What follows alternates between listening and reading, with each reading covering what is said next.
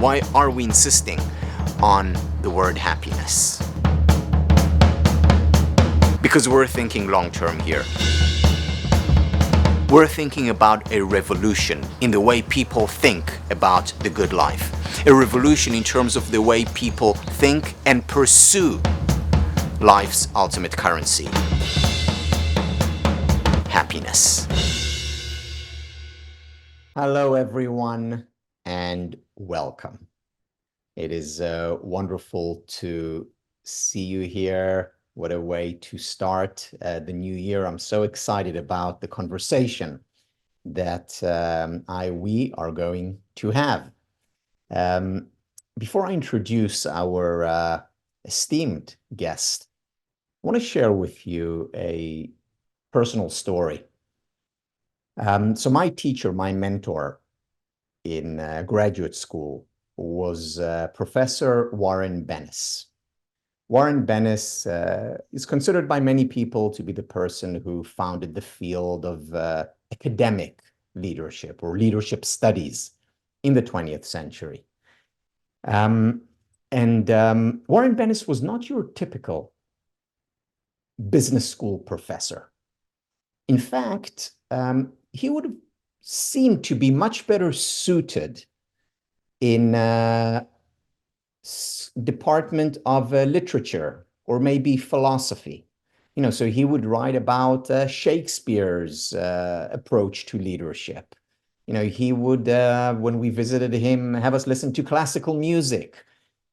And I asked him once, Warren, why did you choose to become a professor in a business school? Why didn't you go to the humanities? And his response was, because it's business that can positively transform our world. The organizations that we belong to, they are going to positively transform our world, if anyone or anything is. And this is why I am especially excited today to welcome one of the leading scholars in the field of leadership, and specifically positive leadership, which brings together the science of happiness, the science of well-being, positive psychology, and leadership. So Kim Cameron is Professor Emeritus of Management and Organizations, as well as Higher Education at the University of Michigan. His research on what's called POS, Positive Organizational Scholarship, and Positive Leadership, as well as other topics, has been published in more than 140 scholarly articles and 16 academic books. I just learned that his textbook is now nearing its 11th edition, which says something about the value of his work. He was recently recognized as being among the top 10 scholars in the organizational sciences whose work has been most frequently downloaded from Google. Well, you don't need to download his work from Google because we have Kim in person today. Welcome. So great to see you. Thank you. Thank you. It's such a delight and an honor to be with you. You're one of those people that's created an entire field of study, changed lives many times. When you gave a keynote address at the International Positive Psychology Association several years ago, a number of people said, "This has changed my life. This is the best thing I've ever heard." So I'm honored. I'm following in your footsteps. At least I'm trying to keep up. Thank you. Thank you. So I have so many questions for you. So I'm glad you agreed to be with us for the next 12 hours. And but let me start. As I was thinking about our conversation, and I was reflecting on 2023, I thought about the elephant in the room. And the elephant is there in your field of positive organizational scholarship, in my field of happiness studies. And here it is. How can you talk about positive leadership in these, quite negative times? You know, when there are wars raging as we speak now. Not to mention the fact that we had recently come out of, but not really come out of, a pandemic that has killed, thousands of people all over the world. When the divisiveness among people is probably at an all-time high, whether it's in the US or across the world. And again, whether it's caused by social media or other reasons, I don't know. The situation is not great. A friend of mine said to me during COVID, he said, you talk about happiness, but shouldn't we quarantine happiness for a while? Is it really relevant these days? And I'm asking you the same thing. What about positive leadership today?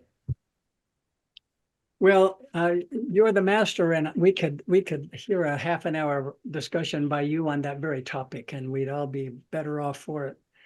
But I'll take one perspective on this. What got me interested in this notion of positive leadership, and particularly positively energizing leadership, which is a subset, was my encountering research on small children. I'm going to give you one example, just one study. There are many, but one study. And then I'll tell you why that's relevant and why it's helped lead me to where I am. So in this particular study, they took children ages 3 months to 8 months. They put a child on a caregiver's lap. The child watched a puppet show for maybe 20 to 30 seconds. So a puppet tries to walk across a stage, tries to climb a hill, tries to open a box. Then you have two other puppets. One puppet tries to help, encourage, support. The other puppet tries to hinder, simply puts a block up, you can't make it up the hill, jumps on the box, you can't open the box. And after 20 or 30 seconds, you bring these two puppets out, put it in front of the child, and the child can select whichever puppet he or she wants to play with. More than 90% of the time, children select the puppet that tries to help rather than tries to hinder. That is from the time human beings. 3 to 8 months old 3 babies. months. That's amazing. Long before you learn language, long before you're socialized, there is an inherent human tendency toward what I'm now referring to as virtuousness. I just noticed somebody said, I can't hear you. Does this help? There's an inherent tendency toward virtuousness, toward positivity. And what I've learned is it's actually physiological. That is, positive energy affects literally human beings at the cellular level. So the challenge is, well, how do you unleash that? How do you represent it? And in a very difficult environment, gee whiz, it's not pleasant almost any place, for heaven's sake, with the divisiveness and caustic and even hatred toward one another and toward groups and so on, stereotypes. Of all the times in the world we need to emphasize what's basic, fundamentally human about all of us, it seems to me this is more relevant than ever, rather than to give in to the, okay, well, it's going to be a negative environment and it's going to be disagreeable and so on. The opposite, I think I literally believe we can unleash the human potential, positive energy. We just have to remind people that it's there, and we all resonate for it. Yes. So I'm like you in that I sort of believe this is now a great time to focus on what you're focusing on, what I'm focusing on. Yeah, and I love the fact that you use the word remind, because if 3-month-old baby behaves in this way, it means that it's innate at some level. So it's not like we need to teach something new. We simply need to remind our essentially birthright of virtuousness, positivity, helpfulness, generosity. Yeah. And I those love are the key, those are the keys. Mm, I have some colleagues in Spain who don't like my use of the word virtuous. They would much prefer to hang their hat on Aristotle or Socrates and so on, which is just fine with me.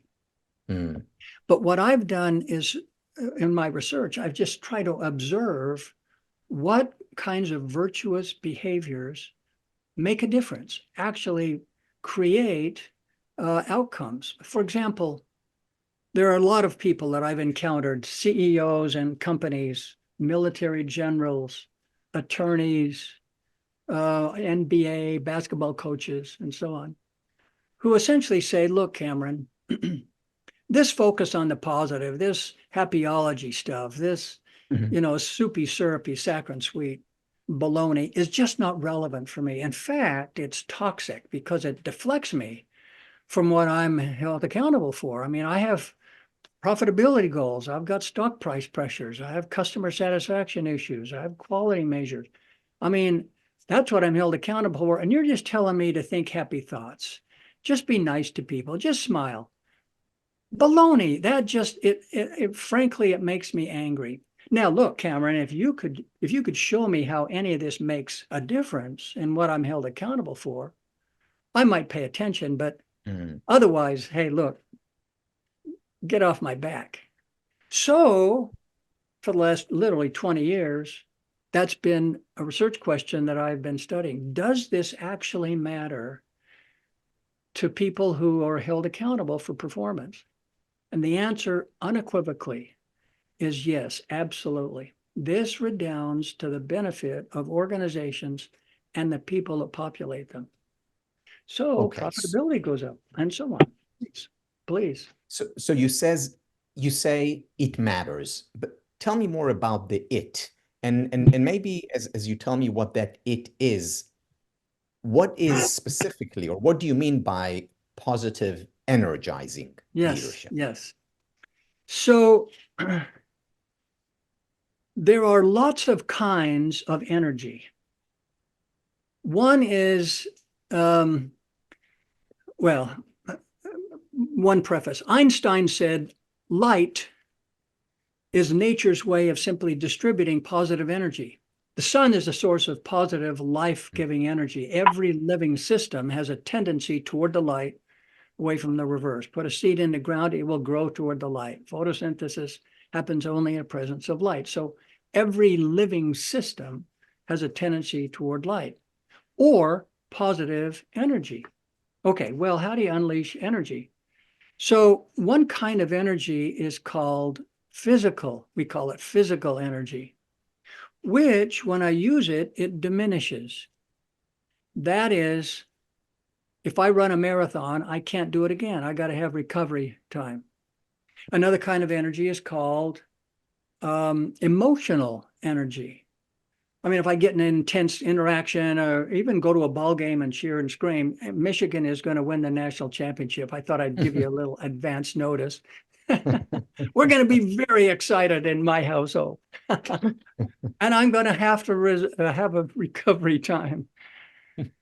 Um, and so on. So mental energy is the same. We all study hard and need a break. The only kind of energy that elevates with use, that reproduces itself, is called relational energy. It's the energy that occurs between two human beings.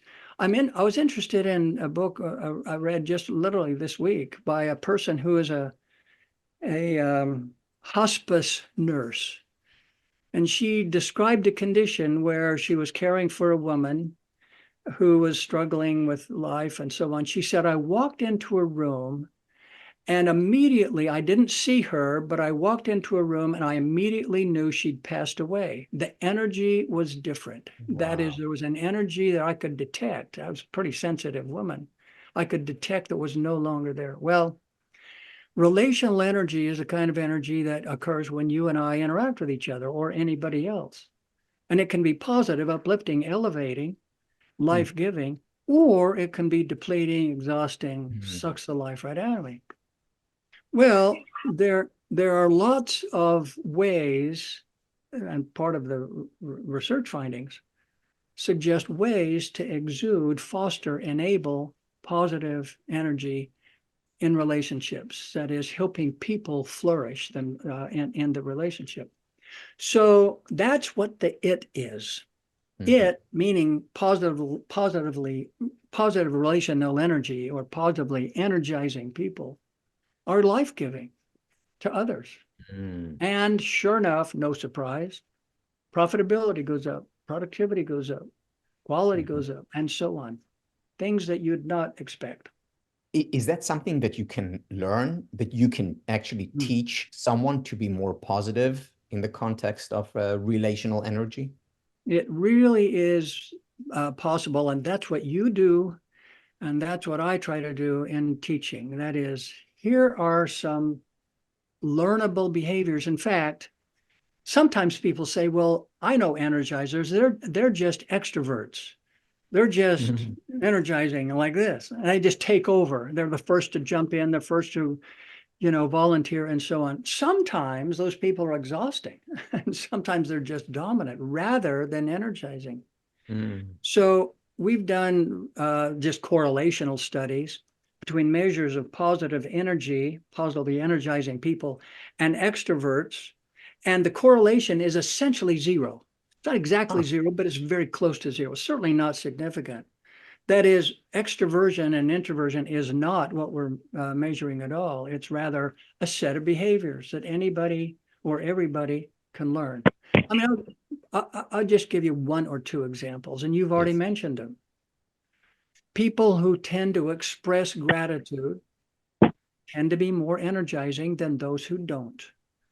And what's important about that is only 10% of employees indicate that they express gratitude to someone every day, and 60% never express gratitude to somebody. So having me thank someone for doing something, or just for allowing a relationship to occur, is energizing. It's a virtue that's been around for thousands of years. Another you mentioned is generosity. There are wonderful studies. One more child study indicating that it's inherent. So in this study, they took children ages 19 months. Now, I didn't know this, but apparently 19 months is the age at which children are most prone to temper tantrums, physical aggression, when they don't get what they want. I didn't know that. I wish I'd have known that when all my children were 19 months old. So Anyway, it's not got 19. So it's not the terrible twos, it's the terrible 19 months. Just before. Yeah. Less eloquent, yes. That's right. Getting ready for the twos. Well, in this study, a child is put on the floor, and there's a tray in front of the child. And on the other side, there's a barrier. On the other side of the barrier is an adult who drops a fruit treat in the tray. And then two conditions exist. One is the adult tries to reach for it and indicates that he or she wants it. The other is the adult makes no gesture at all to want the treat. The question is, what will the child do with that fruit treat? A large majority of the time, the child gives it back to the adult if the adult wants it. If the adult doesn't want it, and only 4% of the time does the child give it back. But then here's the real interesting part of the study for me. Then they took some of these children, and they had to miss lunch. So I'm supposed to eat lunch at noon. It's now 2:00. I'm famished, and I'm 19 months old. I'm sitting on the floor. An adult drops the treat in the tray in front of me. What am I going to do with this treat? Same result. Wow. Large majority of the time, a child will give that treat back to the adult if the adult wants it. That is, even at 19 months. Inherent in the human condition is a tendency toward generosity. There's a study done with computers where you do the equivalent of, I put $1,000 on your desk in front of you, and I say, you can do whatever you want with this money.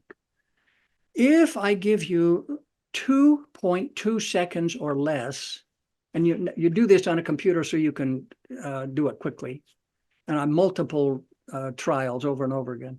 If I give you less than 2.2 seconds, you tend to share it. If I give you as long as 10 seconds, you get rational and you tend to be selfish.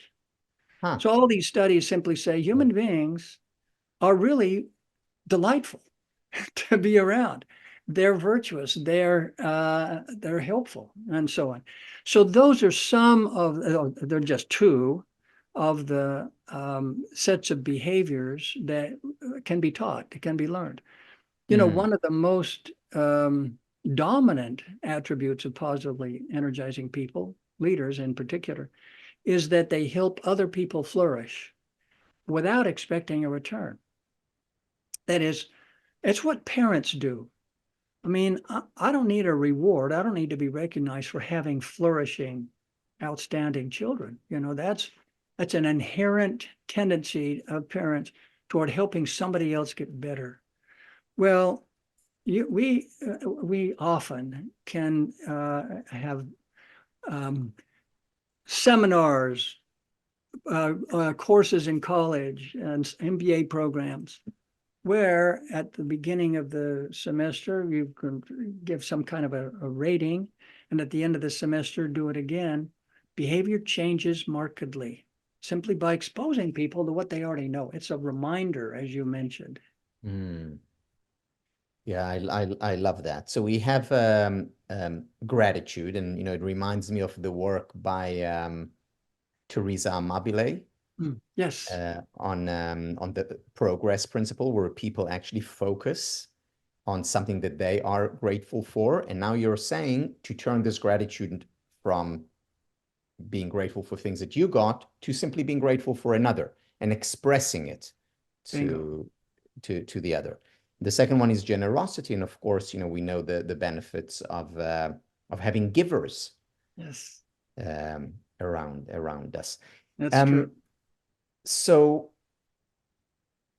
it seems to me that these are the very topics that business schools need to teach. Because if you're also saying these are not just things that will contribute to the virtue in the organization, you'll have a more moral organization, you also have a more successful organization.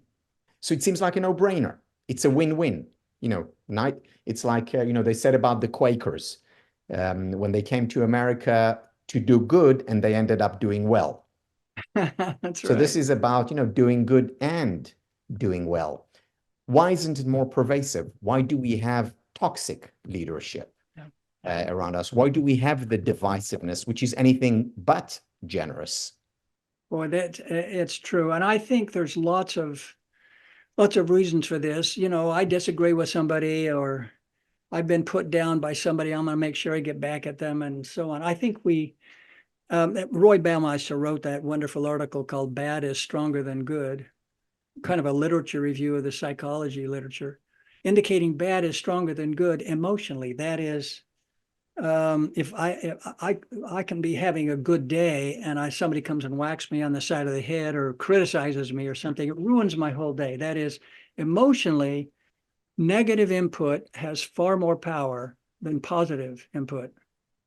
Turns out, behaviorally, it's not the same. Positive input behaviorally is much more powerful than negative input. If I want to change behavior, positive impact is better than positive feedback is better than negative feedback. And that's a whole nother discussion. But anyway, sure enough, I think all I need to do is have somebody call me an idiot and, it ruins my day. I think we've got an abundance of negativity, everything from social media to the national press, to the kinds of things we see every day in our colleagues at work and so on. The union movement is one example of, I don't like it. I don't like what's going on here. So we organize. But one of the things that's so impressive to me, at least I like it a lot, is the number of organizations, big organizations, who have said, okay, Cameron, come and help us implement this stuff and let's see what happens. One of those, I'm just going to give you one example of many, because it's an example where you'd never expect this stuff to work. And it happens to be in an organization called Prudential Financial. Now, financial service organizations have one goal: show me the money. I mean, the reason I'm in business is I need to make a profit. Prudential was struggling in their retirement business.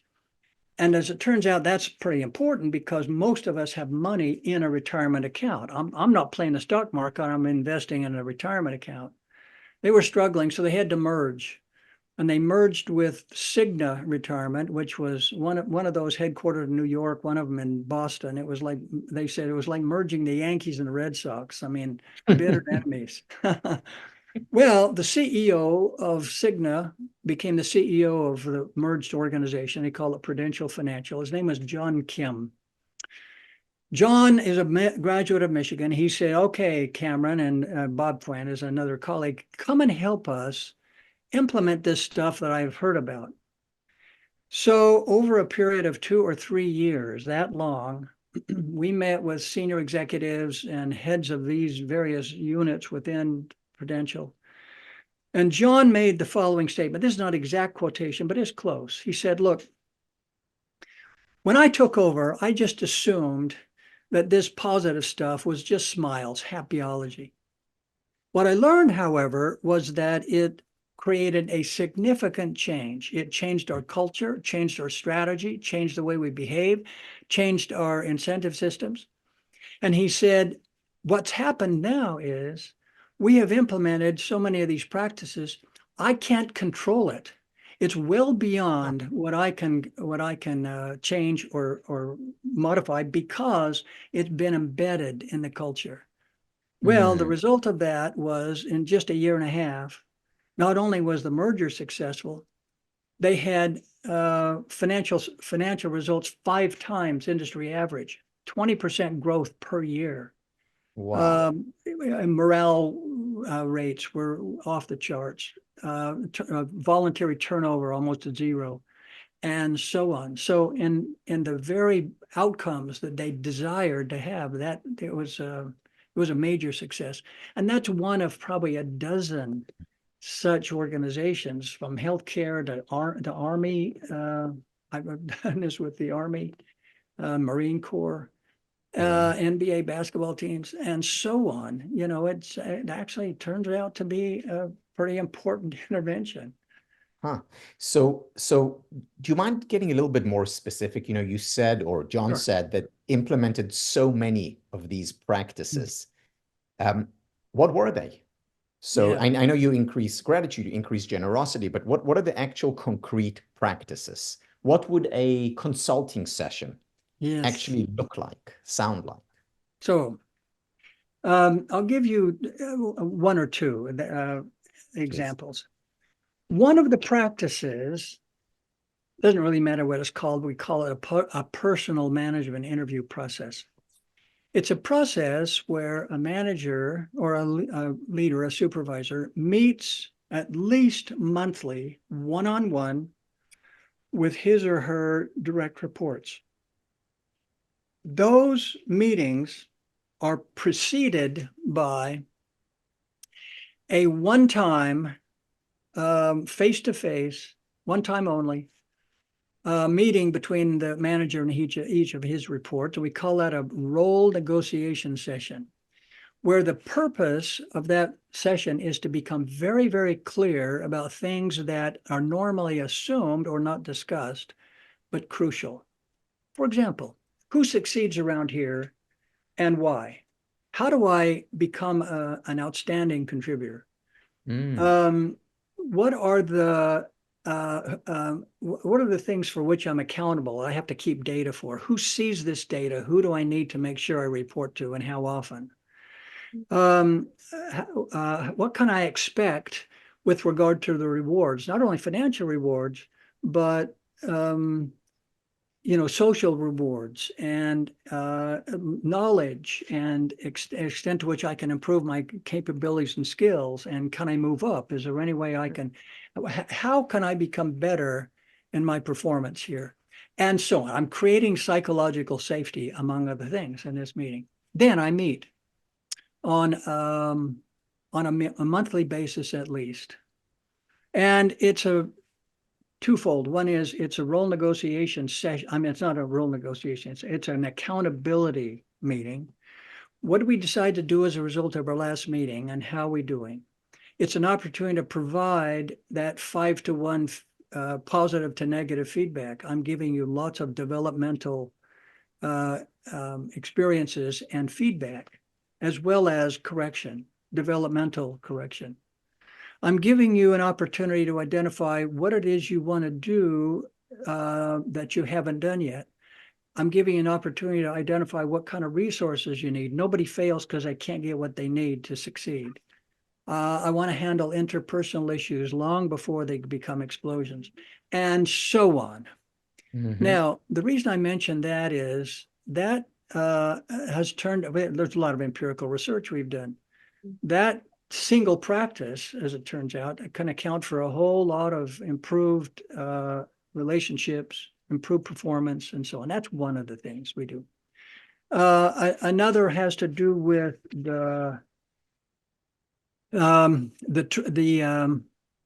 training we give in how to give feedback. Now, everybody needs some kind of developmental feedback, but often it comes in the form of you did this wrong. So one of the practices has to do with something called supportive communication. Supportive communication has a variety of, or several different attributes, but one of them is essentially rules of thumb on how to give negative or corrective feedback. And among the rules are, number one, if you do something wrong or make a mistake or offend a customer or quality issues, step number one is I give you feedback, but it's descriptive feedback rather than evaluative feedback. Evaluative feedback is you did it wrong. You're wrong. You've screwed up. What's wrong with you? You know, I'm putting an evaluation on you.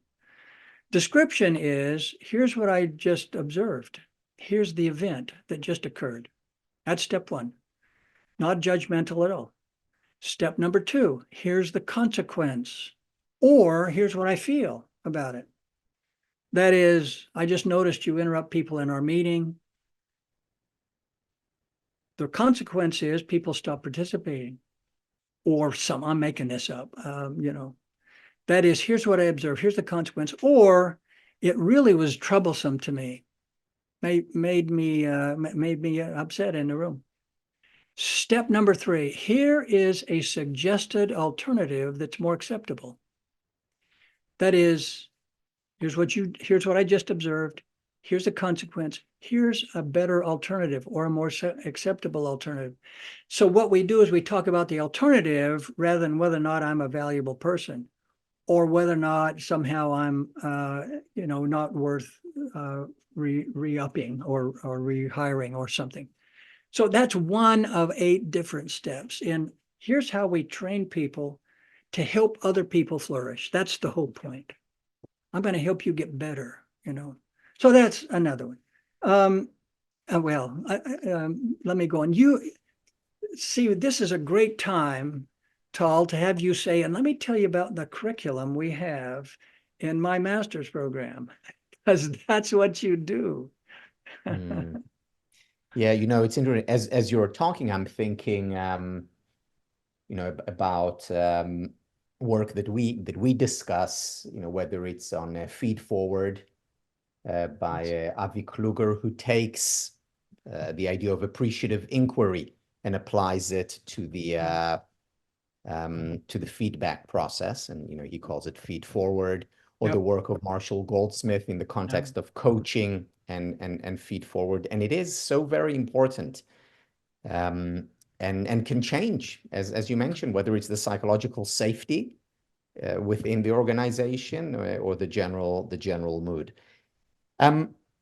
So I'm going to ask one more question, and then we'll open it up for questions. And I saw there are quite a few questions in the chat. So if you want to put your hand up, you can ask this question in person. And to put your hand up, you just need to go to reactions and then click on the hand.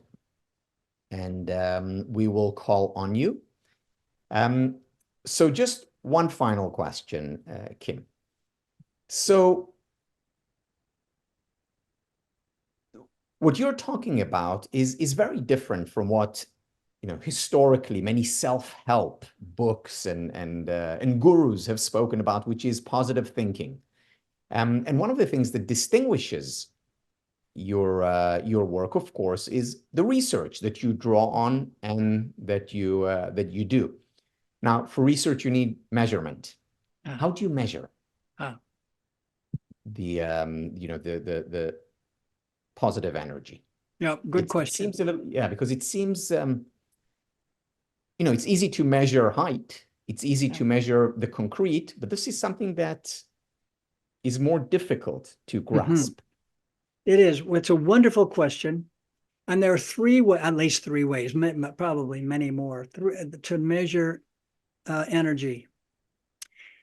Because it's relational energy, all of these are relational measures. For example, the most accurate, the most sophisticated, the best way is simply in any group of people. Let's say, in fact, I'll give you a real example. I have the CEO of a big organization, international organization, who said, I've just become the CEO. I have 39 senior executives around the world. And I've heard about this positive energy stuff. I want to measure and see who my positive energizers are. I said, great. So he sent out a memo, and essentially it said, okay, every one of these 39 people, I want you to measure, I'm sorry, I want you to respond using a Likert scale, 7-point scale, answering the following question. When I interact with this person, what happens to my energy? 1, I'm very de-energized. 2, 3, 4, neither positive or negative. 5, 6, 7, very positively energized. Then you put it in a statistical program, of which there are many network programs, and it creates a network map, shows you who, it's like in the back of an airline magazine, some cities that are at the hub, some on the periphery, you connect them with airline routes, so you see where the hubs are. Well, you can do that in an organization, except you see where the positive energizers are. In other words, what I would normally do is I would show a map, a network map, showing the 6s and 7s. And so Tal would have all these arrows pointing to him saying, I'm energized, I'm energized, I'm energized. They'd have some people in the periphery, not very many people saying, I'm energized. You'd also have 1s and 2s, who are the de-energizers. So in that particular situation, about an hour later, he got a couple of phone calls from people who said, wait a minute, I'm happy to do this, but I don't want Tal to know how I'm rating him. It's got to be anonymous. Well, I can't draw a network map among anonymous people. So as a second way, and that is, and sometimes the simplest way is to simply walk into a classroom and say, all right, students, I want you to tell me the 3 most positively energizing people in the room. I don't need your name. I just need the names of 3 people. And then I simply tally up the number of nominations associated with each person. So I know who the big bubbles are versus small bubbles. Now, in most of those cases, I never share with each person because it's psychologically damaging often, or emotionally damaging to people. But they see the map. And in this case, the CEO saw who were the positive energizers and who weren't. And then we gave each person his or her data and an offer for a coaching session if they wanted it. So that was important. And that's so important because that's so motivating, because you can say, okay, so I'm a 3, how can I get to a 4 or a Bingo. 6? Exactly. How can I become more of a center as opposed to on the periphery? More people being energized by me as opposed to not. Yeah. And then the third way, I know several CEOs who on a weekly basis simply send out an email to their employees, sometimes worldwide, simply with the question, on a scale of 1 to 10, what's your energy today? 10 being very energized, 1 being not. And if Tokyo used to be 9.3 and it's now 7.8, he shows up. What's going on here? It's just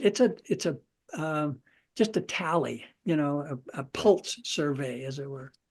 So in each of those cases, it's all perception. And I'm not rating, is Tal a positive energizer or not? I'm saying what happens to me when I interact with him. And if everybody has the same result, I pretty soon have some sense of what's going on with Tal and the rest of us. Does that make sense? Absolutely. And again, it's so important to me because I'm sure what you find is just the fact that you're introducing measurement.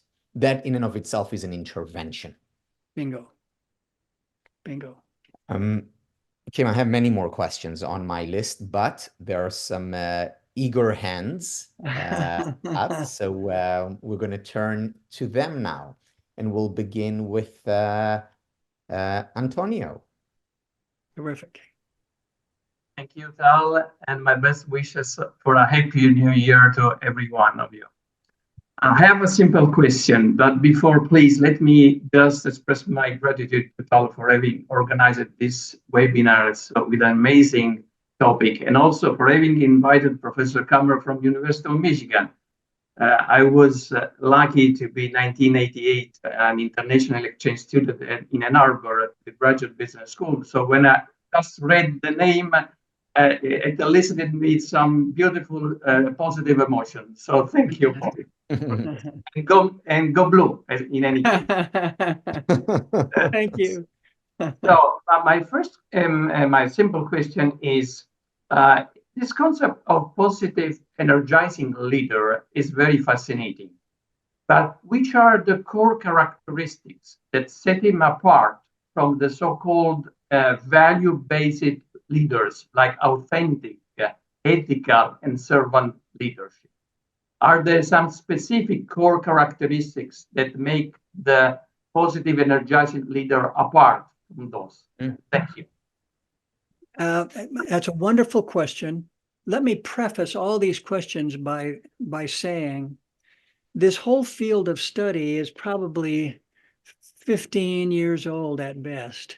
So there are far more questions to be answered than there are answers. But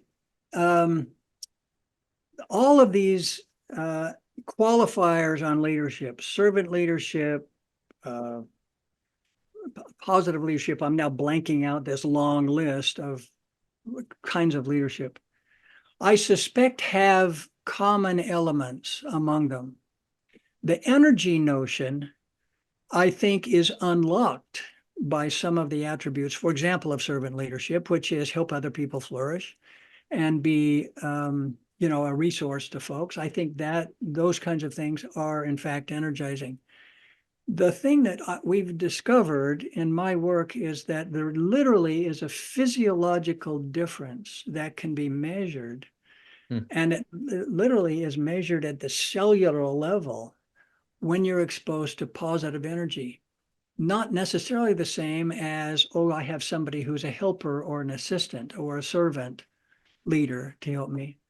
So the notion that Tal is positively energizing is in addition to servant leadership, and my response to that is it's normally virtuous behaviors that I focus on. That is, they're the things that unlock the energy in individuals because it's inherent, it's heliotropic. It's called the heliotropic effect. So I don't know for sure. Sorry, Tal. Sorry, Cameron. So it is possible to be a servant leader and then not necessarily be positively energized. Correct. And the wonderful question about, well, what's the difference? I don't know so much yet about that. One of you can do that wonderful research. Yeah, I think Antonio, you have homework. Thank you for the question. Thank you.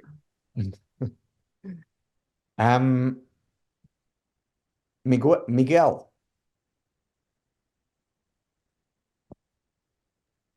Hello, Kim. Nice to meet you again. We have the pleasure to I had the pleasure to meet you in 2013 in the IPA Congress, and that's when I got in touch with the question. The subject that I'm going to ask you is about network analysis, Fantastic. because I got to study that since I saw the first studies that you made and presented there, and work with that. I have a technological partner that makes network analysis here, and you mentioned one thing, that is the safety of the use of the data. If you're using the data to tag people or to classify them as energizer or de-energizers, instead of looking at the network, or how can I improve the energy through the network. I think that's the big difference, and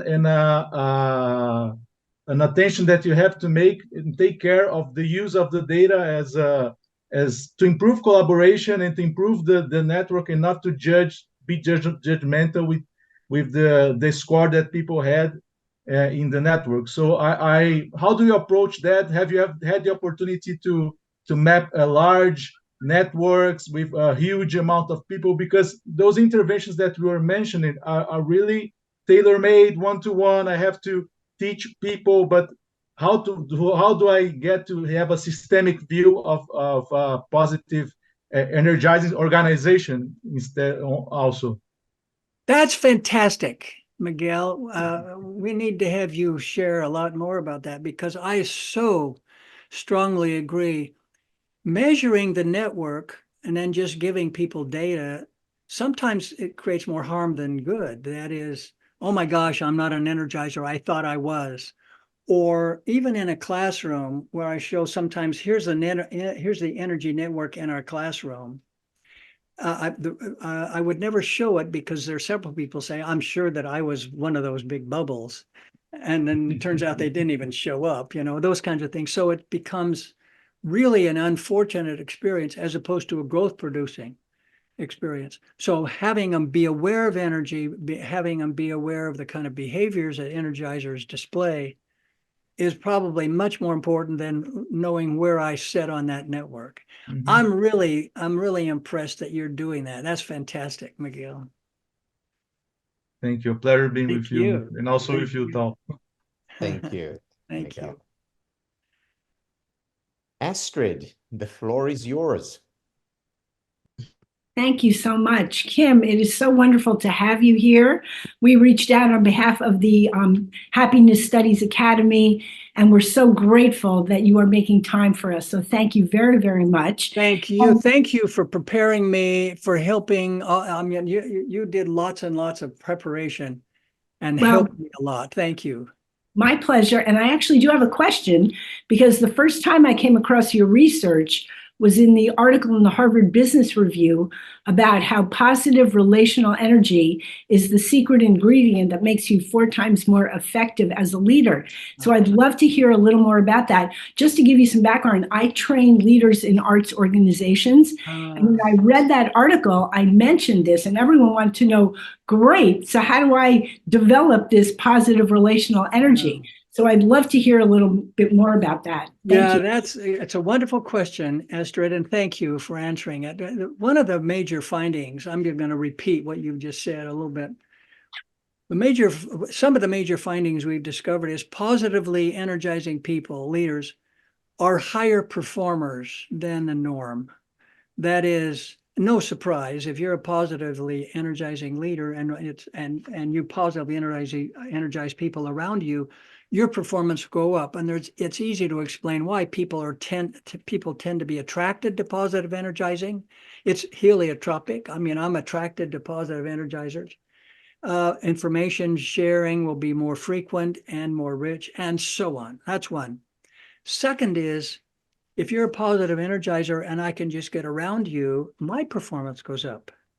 That is, positive energizers affect the performance of those around them, and there's lots of illustrations of that. The third one is what you mentioned. The third one is my position in the positive energy network is 4 times more important in predicting performance than my position in the influence network or the information network. That is, information flows, it's crucial. And the research is very clear. Sociology is very clear about this. If you're at the hub or center of an information network, you're going to do better. No surprise. You know all the information, you can share what you want and so on. Influence, almost all, I think it's 90% of leadership literature equates influence and leadership. If you're influential, that by definition is a leader. Turns out energy is 4 times more important in predicting performance of the leader and the leader's unit, or the unit measured. So the reason is not hard to understand. When I'm positively energizing my team members, my colleagues, their performance is higher. That is, their energy is higher. The information, the richness and the frequency of the information they get is higher. They're they feel more valued and engaged. All those kinds of things that go up. So it's not hard to see. And things like profitability and productivity and quality and customer satisfaction and so on go up, and that's self-reinforcing as well. So that's part of the reason I feel so strongly about this, is that it actually matters. Sure. And what would be your best advice in a workshop, for example, to help people develop this quality? Because, I, like you, hear, well, what's all this positivity stuff? How can it help? And so, of course, I give them the data, but how, I'm a coach too and a teacher. How do we train people? See, you could answer that question, Astrid, a lot better than I could as a trained coach. One of the things that I did was interviewed 600 people, all of whom had been identified in various studies as positively energizing people. And then I interviewed people about them as well as interviewing them.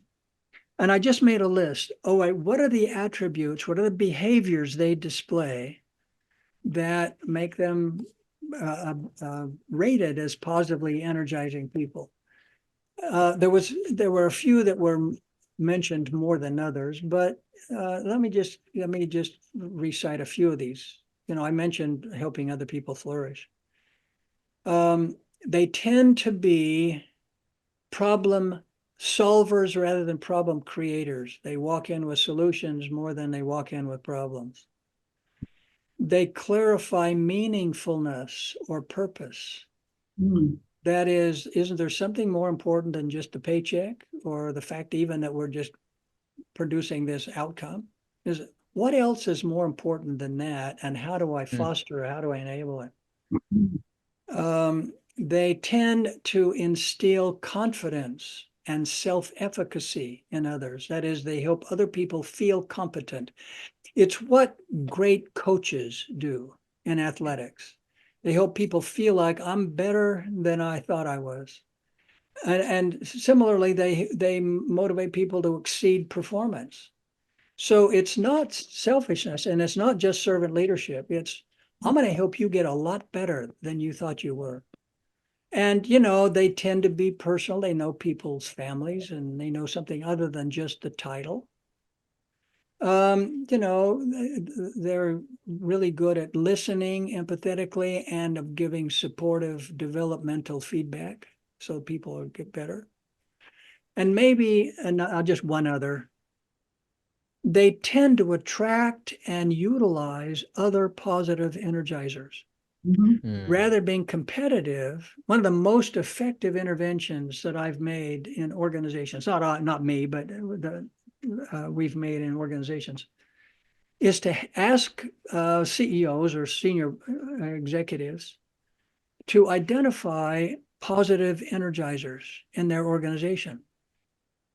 Now, we intervened in the world's largest university consortium, 69 universities throughout the world. They identified 45 positive energizers, 12 regions throughout the world. We brought those 45 people together, trained them for a couple of days, gave them some hints and some research and some ideas, and then turned them loose. And then we gave them what's called a 90 in 90 challenge. Your job is to infect the rest of your organization with positive energy, positive leadership, a positive culture, And you have to do it in 90 days. 90 in 90.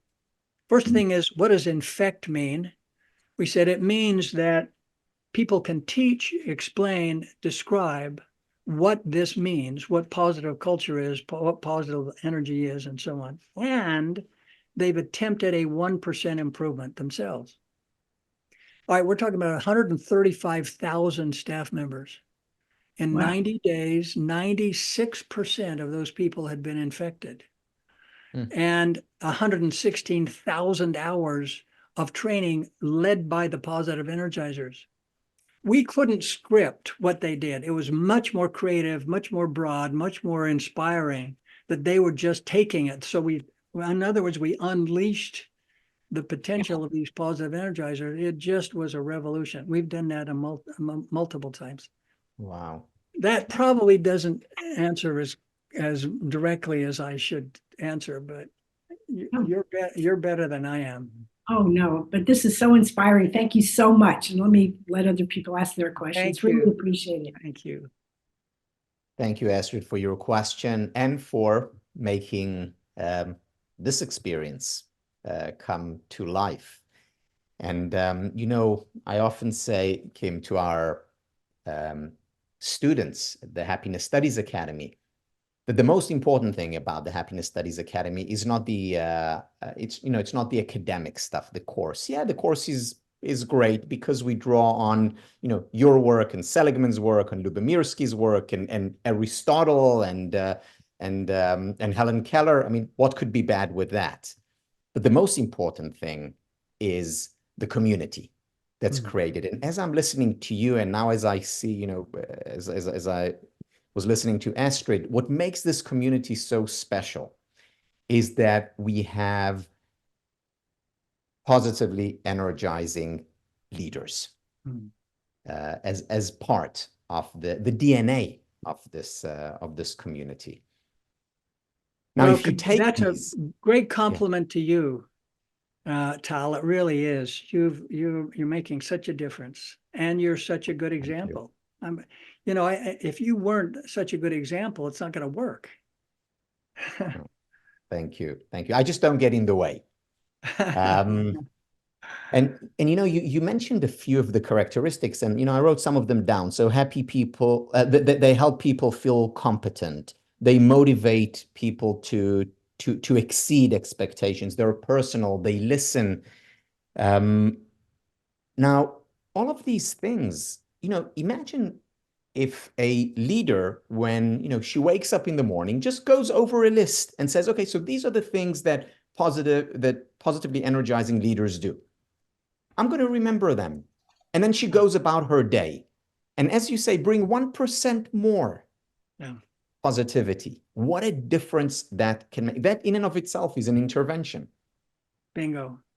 I'm just very convinced. Sometimes people say, well, wait a minute, my boss doesn't support this, and so on and so on. I mean, all kinds of reasons why this can't work.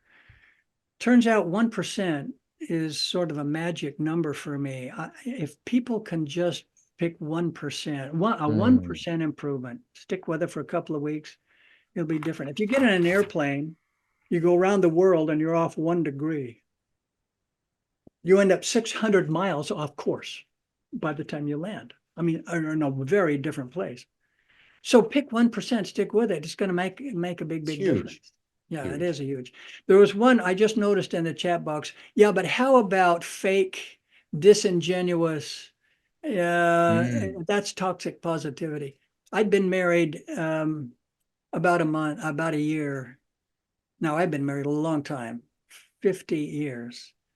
So this is my first year. My wife said to me one day, don't use that technique on me. I've read your stuff. Okay. In other words, look, be genuine, be authentic. That's a crucial bottom line. I don't know how you force that, but boy, is that ever important. Without that, it creates cynicism, creates anger, creates the negative side. Indeed. Yeah. Indeed. Mike, please share with us.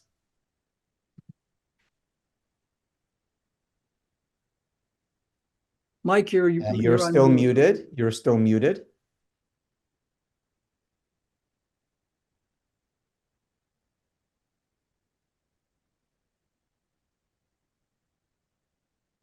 Mike, I will come back to you after we hear from Manuel. And if it's okay, we'll go for 10 or 15 extra minutes. Great. And then, okay, Manuel.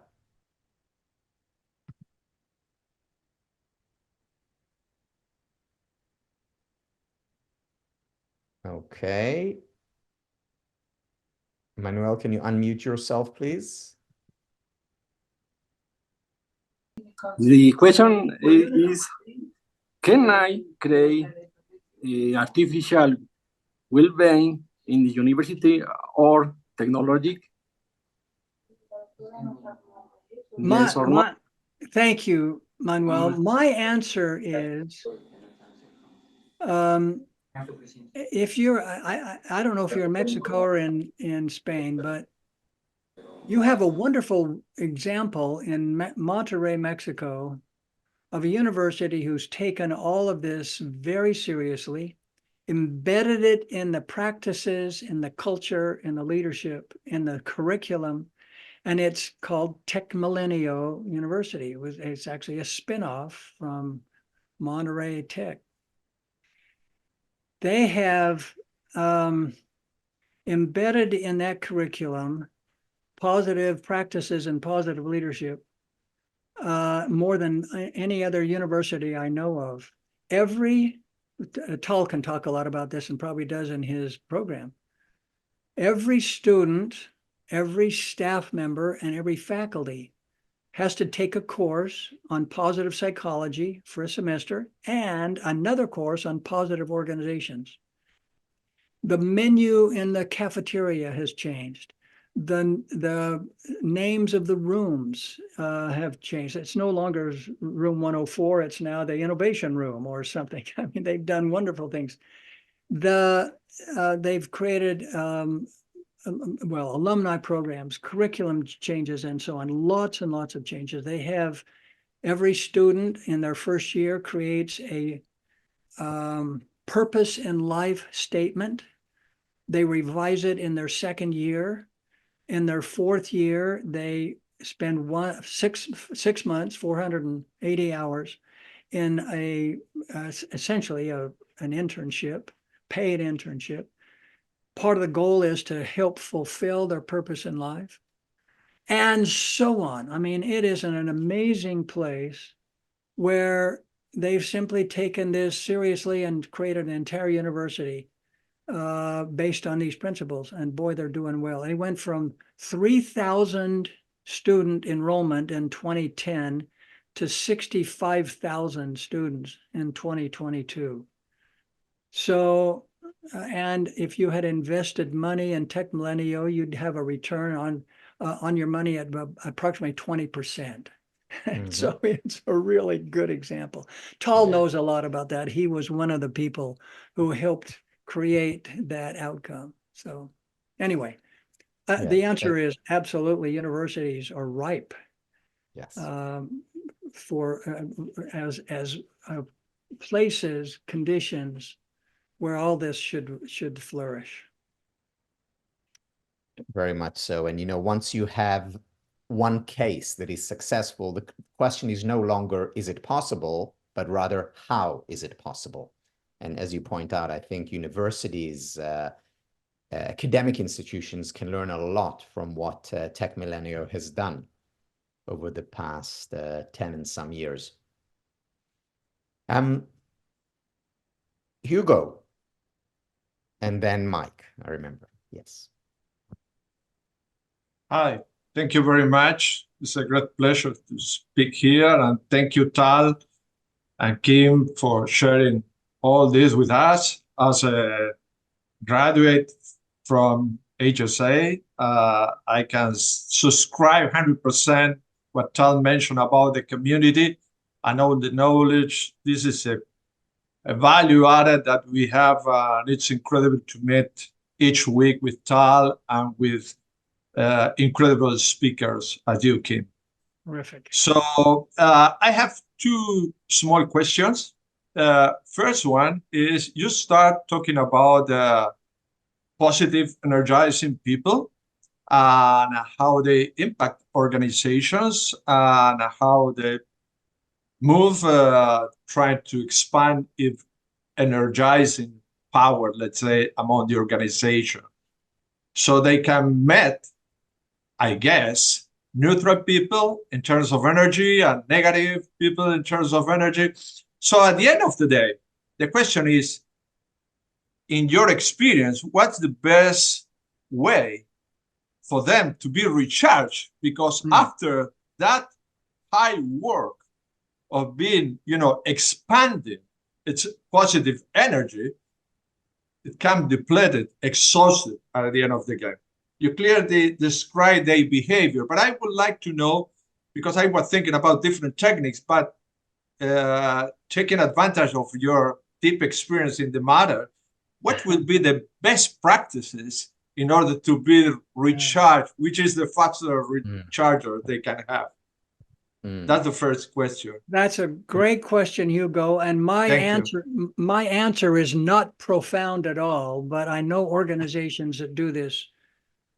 When I try to, the answer is relational energy is recharging, it's renewing, it's self-perpetuating. So relational energy is what we want to do, which means I come home and I interact with my children or my spouse, I'm renewed by that. Or I know organizations on a regular basis that have either end of the day or end of the week get-togethers, or during the day.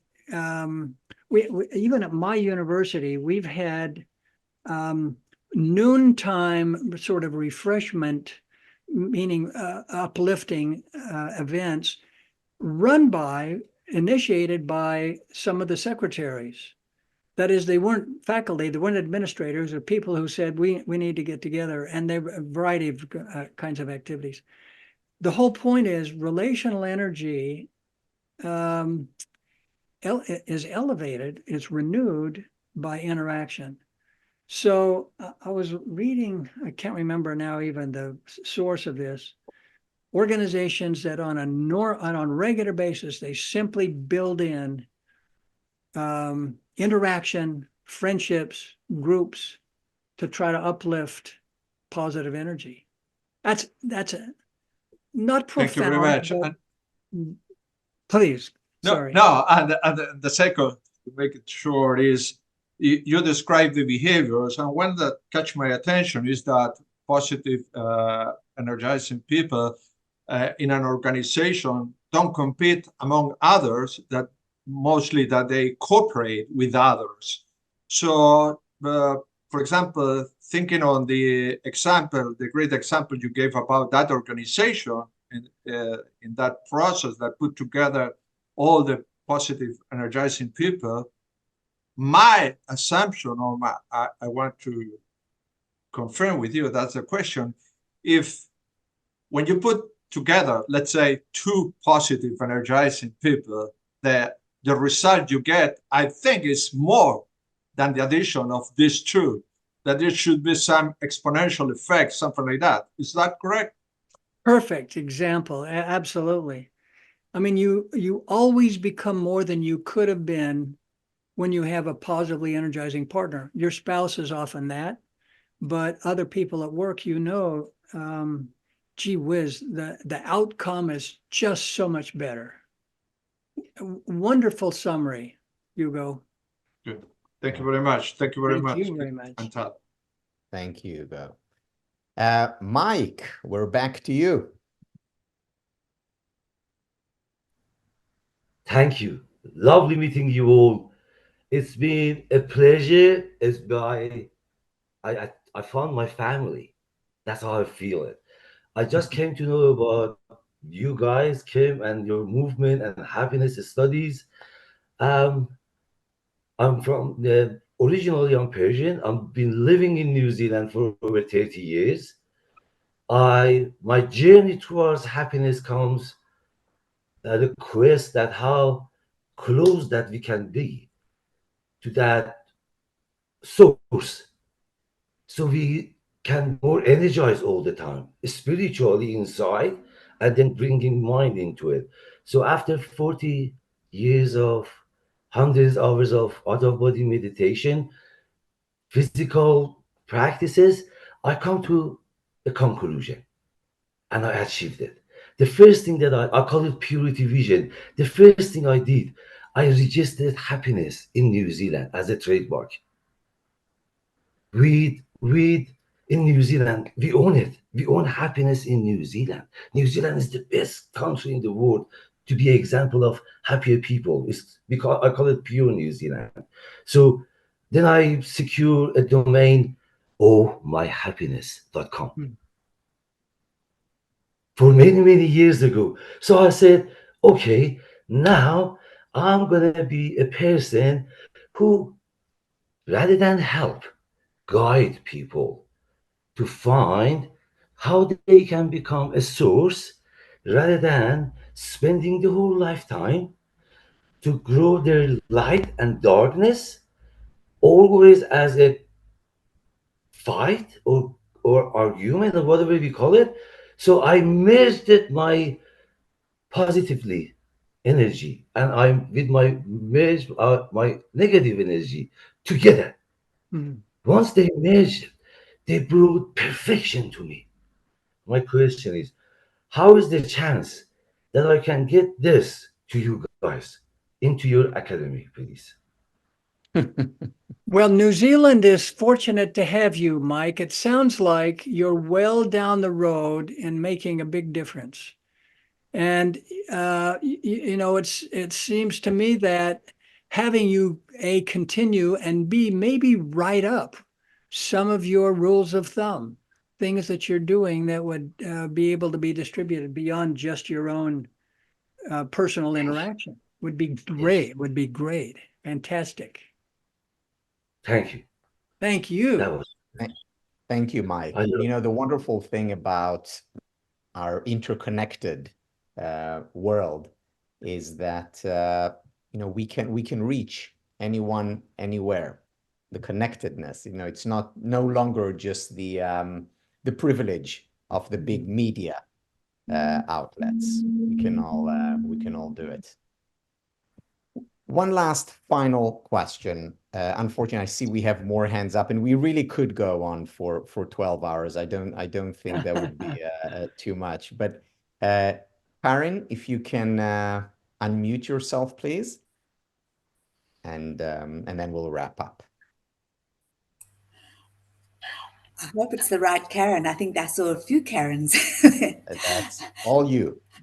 Thanks a lot. Thank you both very, very much. It's just so wonderful hearing about the different ways of positive energy can be developed and spread. One challenge that I've found that's really been overwhelming is that when things are going really well and there's positive energy all around, and you're sharing things because you believe if you've had wonderful opportunities, you want more people to have those opportunities and experiences too. And people are so happy to come on board and you're all equals working together, learning together. But then professional jealousy can come in very, very strongly, and the positive energy turn to negative energy and depleting, trying to overwhelm the people who are making the changes and be the important one themselves. And was never meant to be anybody important. It was meant to be everyone working together and great things happening. But the way that negative energy depleted was very traumatic for some. And it still keeps reappearing at different times with people who are really doing such good things. How can you overcome that depleting negative energy? So Karen, just very quickly, and many on this call know a lot more than I do about that, but almost always jealousy is a product of I feel like I'm not being valued. I'm not getting what I need to feel like I can succeed. I'm in a deficit. Yeah, when your children are cranky and jealous of their brother or sister, it's often because they need a little bit more boost. And positively energizing behavior, among other things, is to help people flourish. So, Yeah. Sometimes that takes diagnosis, sometimes it takes a lot of interaction, but jealousy is simply a deficit problem. So positively energizing leaders are really good at lifting that up, and sometimes that means pairing them up with a coach or a mentor. Sometimes that means giving them a project where they get recognized, or I'm not sure what it is, but people like Tal and others, some of you coaches have that. That's in your bag of tricks. You know that really well. It's a wonderful question and a common issue, Karen. Thank you. Thank you for the question, Karen. And it makes me thinking about one of the, I think, fundamental insights of the field of positive psychology, which applies as much to positive leadership, is that sometimes in order to deal with what we would call a negative, say depression or anxiety, sometimes the best way to deal with it is not directly, but rather indirectly by cultivating a positive. So, for example, people who cultivate love or focus on their strengths or bring more joy and fun into their lives, that in and of itself is sometimes enough to get rid of or to do away with sadness or anger or frustration. So in the same way, sometimes focusing on the positive element of leadership or creating positive energy, that in and of itself can drive away things like jealousy or like anger or like frustration. And I think this is one of the gifts of positive, energizing leaders, is that they don't just improve or increase positive emotions, they also help to drive away negative emotions or negativity in general.